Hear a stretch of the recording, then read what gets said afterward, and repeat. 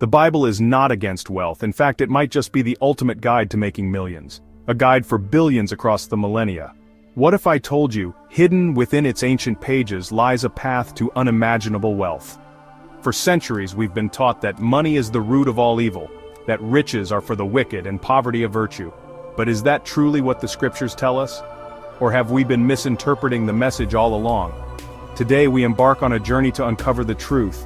We'll delve into the lives of biblical figures who amassed incredible fortunes not in spite of their faith but because of it. And we'll examine the very words themselves, deciphering the code to unlocking a life of abundance.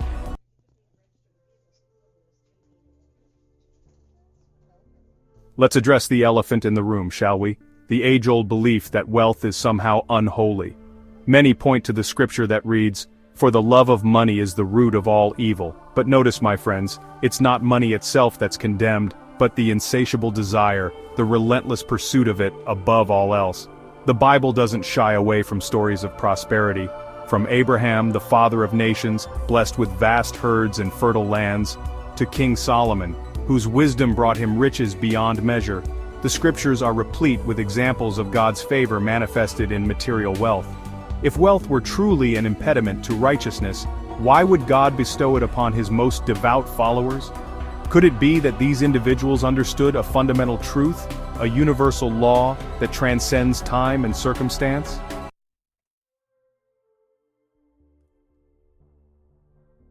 Think of it this way. Money is simply a tool.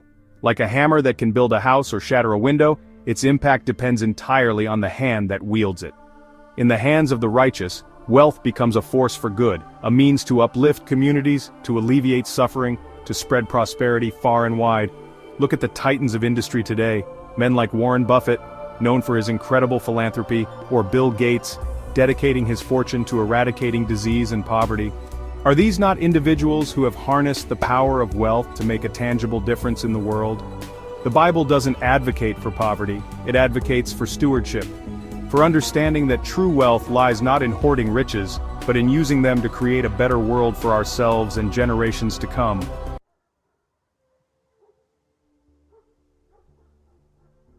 The first step then on this journey to unlocking biblical wealth is to confront our own preconceived notions, to release the ingrained belief that money is inherently evil and embrace the possibility that it can be a powerful tool for good. This shift in perspective is crucial. It allows us to approach the concept of wealth not with fear or guilt, but with open minds and open hearts, ready to receive the abundance that awaits us. Remember, the Bible doesn't condemn wealth, it challenges us to use it wisely. And in that challenge lies the key to unlocking true and lasting prosperity.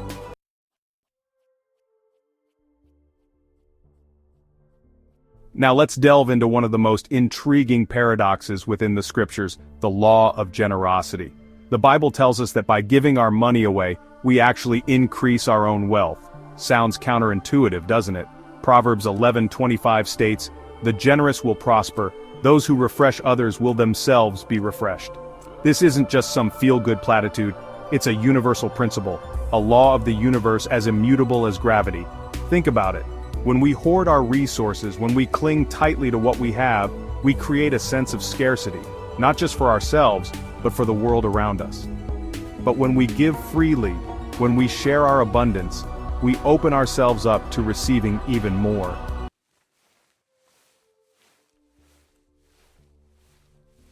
And it's not just a spiritual principle, my friends. Science is now backing up what the scriptures have taught for millennia. Studies have shown that the act of giving triggers the release of endorphins in the brain, creating feelings of joy, satisfaction, and even physical well-being. Generosity has also been linked to increased longevity, stronger relationships, and greater career success. It seems that the more we give, the more life gives back to us in unexpected and often profound ways. Look at someone like Jeff Bezos. He's given away billions to charitable causes, yet his wealth continues to grow exponentially. Coincidence? Or perhaps a testament to the power of this universal law?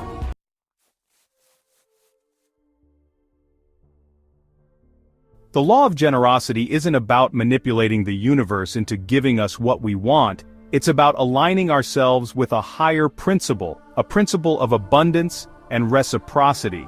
It's about understanding that the more we give, the more we receive, not because we expect it, but because it's simply the natural order of things. So ask yourself this: are you holding on too tightly? Are you blocking the flow of abundance in your own life by refusing to share your blessings with others? Remember, the universe operates on a principle of balance. The more we give, the more we create space in our lives for even greater blessings to flow in.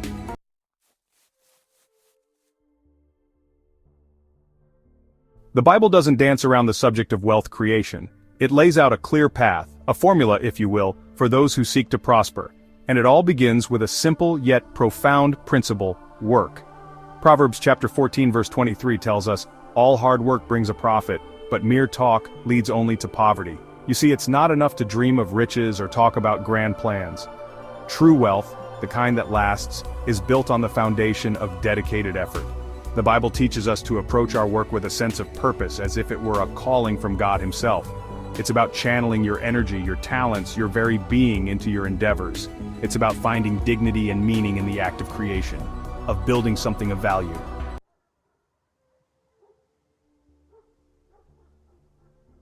Now, as we journey down this path to prosperity, we encounter a perilous trap that has ensnared many a traveler: the quicksand of debt. Proverbs chapter 22 verse 7 warns, "The borrower is slave to the lender." Debt, my friends, is a cruel master. It whispers promises of instant gratification, of having what you desire today without the wait.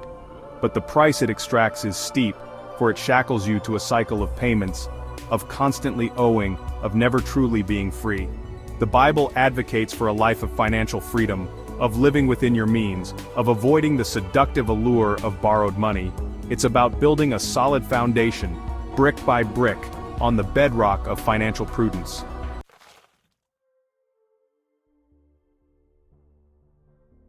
And finally, we arrive at the third pillar of the Bible's wealth-building formula: the power of multiplication. In the parable of the talents found in Matthew 25, Jesus imparts a profound lesson on the importance of investing what we've been given. The master in this parable entrusts his servants with talents, a form of currency at the time. Two of the servants wisely invest their talents, doubling their wealth. The third, however, chooses to bury his talent out of fear, gaining nothing. This parable reminds us that wealth is not meant to be stagnant, to be hoarded away in fear. True wealth, the kind that blesses not only ourselves but also generations to come, is the wealth that is put to work, that is invested wisely, that is allowed to multiply.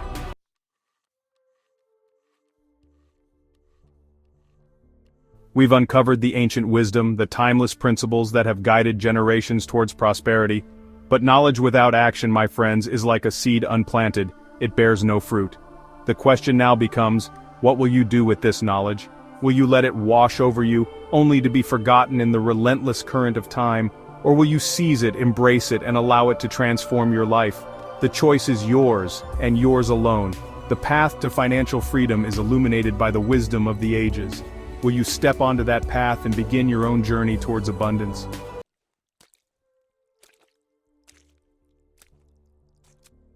Let's recap the pillars of this wealth-building philosophy, the guiding principles that can lead you to financial independence. First, embrace the dignity of work. Approach your endeavors with passion, with purpose, with the unwavering belief that your efforts have value. Second, free yourself from the shackles of debt. Live within your means, save diligently, and build a solid financial foundation. And finally, embrace the power of multiplication. Invest wisely, seek opportunities for growth, and watch as your wealth compounds over time. These are not just abstract concepts, my friends. They are the very principles that have shaped empires and transformed lives.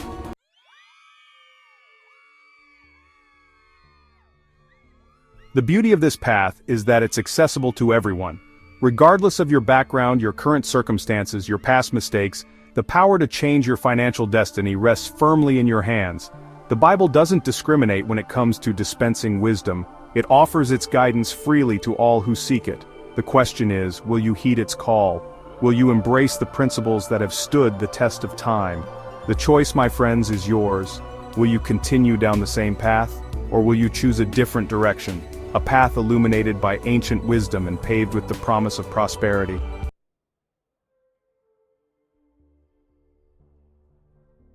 If this video has sparked a fire in your soul, if it has ignited a desire within you to unlock your financial potential, then don't let that fire die. Hit that like button, subscribe to this channel for more life-changing wisdom, and leave a comment below sharing your thoughts and aspirations. Remember, the Bible doesn't just speak to matters of faith, it speaks to every aspect of our lives, including our finances. It offers a blueprint for living a life of abundance, of purpose, of true wealth. And as we conclude this journey, let us always remember that true wealth is not measured solely by the numbers in our bank accounts, but by the richness of our relationships, the impact we have on the world, and the legacy we leave behind.